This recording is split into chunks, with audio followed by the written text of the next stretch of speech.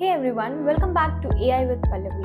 Ready to learn another AWS service in just 10 minutes? Let's get started. Let's learn AWS CloudWatch. Now, if you are learning AWS, this is one service which you cannot skip.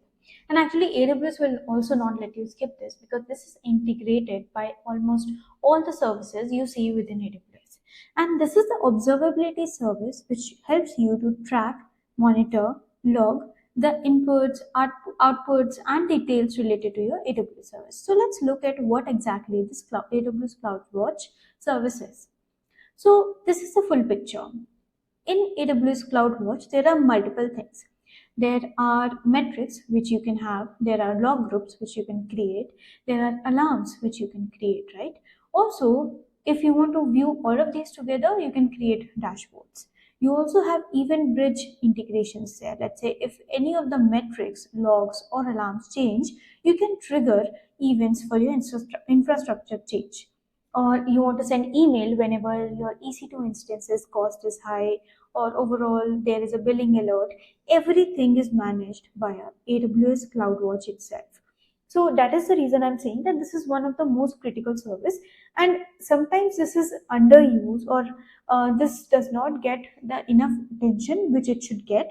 But ideally, this is one of the core service which helps you to manage your entire infrastructure on AWS. If you want to get some insights from your logs, that is also possible. So AWS recently has added a lot of different features in CloudWatch and made it super powerful. So let's look at those details. Metrics and namespaces. Every AWS service auto-publishes metrics into a namespace. Now this namespace is specific to that service. Further to that service, let's say there is a namespace for AWS Lambda. Below that, there will be different groups which can be created, right, which we call as log groups, and we can create streams there.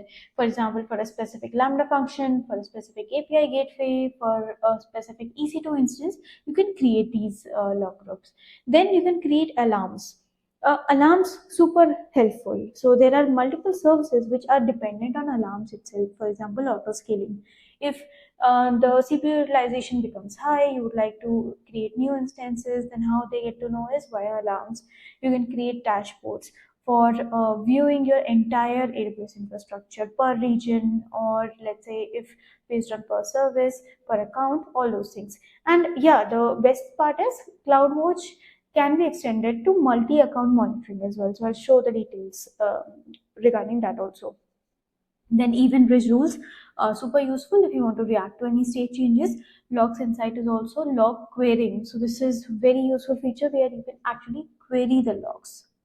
Now, let's say a metric is only as useful as its action. So it depends upon what you're trying to do at that metric, right? So dashboard, nobody is going to look at in detail, but what you are doing with the metric is important. Let's say if your auto scaling group is created, there are multiple alarms and there can be 3 different actions. CPU utilization, if it becomes high, you want to send some SNS alerts. If there are 5xs errors, you want to auto scale. If there is some queue depth issues, you want to trigger a Lambda function which can drain the existing you can say items from a queue, right? So all these actions can be performed automatically, so you don't need an actual support engineer or a human to manage this at 3 a.m. night, right? So this is auto managed if you configure the right alarms. Major use cases for CloudWatch, as I said, there is no one single use case, but this is to be used across different services. For example, CPU and request count driven scaling, log insights across Lambda, ECS, EC2, cross account, cross region visibility. Then you have drift catching. So all those things can be managed directly from CloudWatch console. One metric from start to finish. Let's look at that. Resource emits metrics. So all those resources at EC2, Lambda, any application you created, SQS, SNS. So all the services create the metrics. Then CloudWatch picks up those metrics and aggregates those at per minute. There are different levels you can filter that there. If you have an alarm is triggered, then you can action. For example, you can trigger a Lambda function, you can trigger a SMS notification, and then if it's within threshold, the monitoring continues. So that's how the cycle looks like. What you need to know for the actual certification, CloudWatch versus CloudTrail. What is the difference, right? These are two different services. Standard versus high resolution metric. What does it mean? How does it impact the cost is also important. Alarm versus EventBridge rules. Alarms is something which depends on the metrics which is created, and EventBridge rules are the destinations basically which you create and configure the rule. Logs Insight versus exporting to open source. What is the difference? Composite versus single alarm. So you can create composite alarms as well, which is the combination of different child alarms. Log retention, yeah, how much logs you need to keep, because this is important. This is a cost trap you have. So this is how CloudWatch is super useful for your AWS services. Let's look at the console. On the console, you can see there are different data sources for my CloudWatch resources. If you see there are different services, and all these services emit the metrics.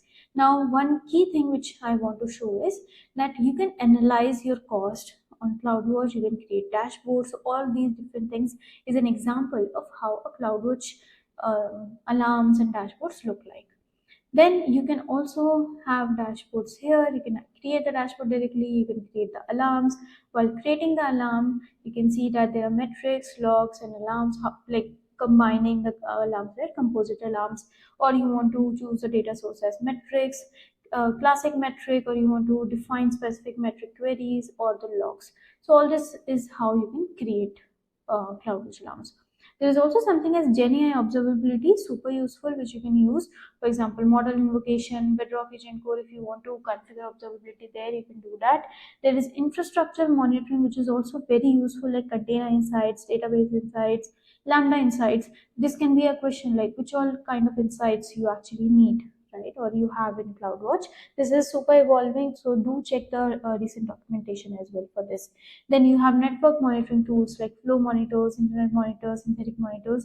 So these are the monitors which runs on your VPC network and others. There is a video already for VPC. Go check that out if you are not familiar with VPC flow logs and stuff like that. So that's how you can do the log management, log analytics, and things like that. Let me also show, these are the automatic dashboards. These dashboards are automatically created if you configure it correctly for your resources, right? If you want custom dashboards, you can create those too. But this is one critical part. Like, it's not that you only need to have everything on CloudWatch or AWS. You can have different data sources. Akamai data stream, Cisco, GitHub, GitLab, Microsoft Office 365. So all these have the integration patterns already available, and you can integrate those with CloudWatch. So that's how it is super easy and super important service as well. So let's say you have your data across different clouds, but you want to monitor at a single place, you can do it. If you want to enable cross-account monitoring, that's also possible with CloudWatch. So that's how you can configure CloudWatch as well. So go ahead, do learn about AWS CloudWatch. This is one of the super critical service we have within AWS. And just like that, you have learned another AWS service in 10 minutes. Hit that subscribe button if you like this video, and comment if you have any questions related to this service, or if there is any service you want me to focus next. Happy learning!